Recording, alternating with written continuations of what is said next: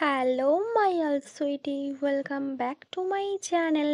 আজ আমি এক্সপ্লেন করব ক্রানিয়াম দ্য সিরিজ এপিসোড 11। এপিসোডের শুরুতে ফিনিয়াকে দেখায়। ফিনিয়া শাওয়ার কমপ্লিট করে আবার বুয়ার কাছে আসে। তখন বুয়া সোফার উপর নিজের চোখ বন্ধ করে বসেছিল।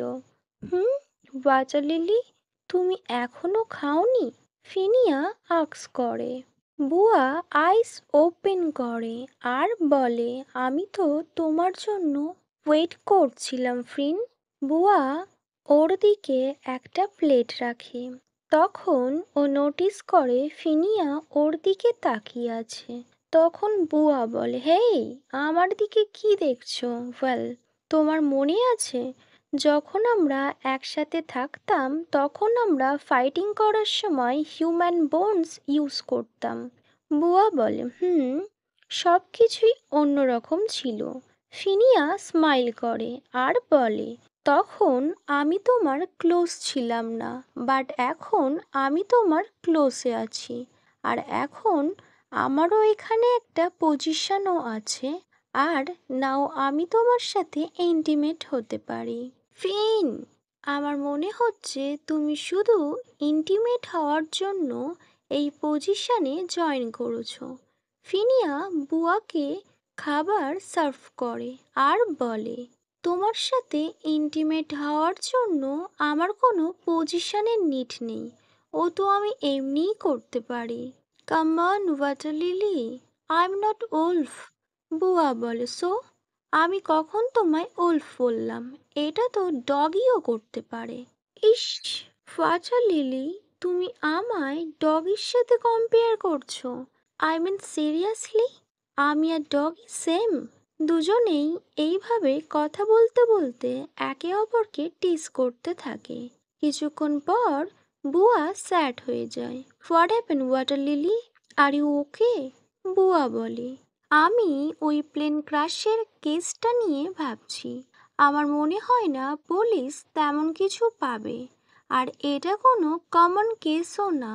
ফিনিয়া বলে, of course it's not a common case, এটা টোটালি ডিফারেন্ট। বাইরে থেকে দেখলে তো নর্মাল কেস মনে হবে, বাট আমরা তো জানি এটা নর্মাল কেস না। তার উপর এই নতুন জিনিস মাম্মি, সব প্রবলেম এখান থেকেই। ওদিকে ক্যাম্পে এভরি নাইট কোনো না কোনো চোর আসে আর মাম্মির পার্টসগুলো চুরি করে নিয়ে যায়। হোয়াট আর ইউ থিঙ্ক, এটা কার কাজ হতে পারে? তখন ফিনিয়া বলে, মনে হয় কোনো রিচ পার্সনের, যার এইসব কালেক্ট করতে ভালো লাগে। আবার এটাও হতে পারে হয়তো এই মাম্মিটাকে বাই করার জন্য কোনো কন্ট্রাক্ট হয়ে গিয়েছিল, বাট মাম্মিটাকে মিউজিয়ামে নিয়ে আসা হচ্ছিল, তখন ওরা ওদের উপর অ্যাট্রাক্ট করে, দেন প্লেন ক্রাশ হয়। I have a no idea এত বছর পুরানো একজনের বডি নিয়ে এনারা কি করবেন। বুয়া স্মাইল করে আর বলে, ওটার প্রাইস মানি বুয়ার স্যালারির থেকে তো অনেক গুণ বেশি। তবে এই কেসটা নিয়ে আমরা বেশি দিন কাজ করতে পারবো না। খুব তাড়াতাড়ি এই কেসটা ক্লোজ করার অর্ডার আসবে। জানি না বিচার ব্যবস্থার থেকে টাকাকে কেন সবাই এত প্রাধান্য দেয়। ওকে, তুমি বসো, আমি শাওয়ার নিতে যাচ্ছি বলে ও নিজের বেডরুমের দিকে যায়। তখন ফিনিয়া ওকে ব্যাক সাইড দিয়ে হাগ করে আর ওর নেকে কিস করে। ফিন, আমি এখনো শাওয়ার কমপ্লিট করিনি। ফিনিয়া বলে, আই নো। আর আজ তুমি আমার সাথেও শাওয়ার নিতে চাও না। এটা বলে ফিনিয়া ওর দিকে টার্ন করে। তখন বুয়া খুব কুইকলি ফিনিয়ার লিপসে কিস করে। সো ফিনিয়া ওর পারমিশন পেয়ে যায়। ও তখন বুয়ার ফেস হোল্ড করে আর ওকে প্যাশনেট কিস করতে শুরু করে। কিছুক্ষণ পর ফিনিয়া ব্যাক হয় আর বলে, তুমি শাওয়ার কমপ্লিট করে নাও। আমি আজ তোমায় আমার সাথে দেখা করার জন্য রিগ্রেট ফিল করতে দিতে পারি না। আমি তো বলেছি তোমায় আজ আমি ঘুমাতে দেব।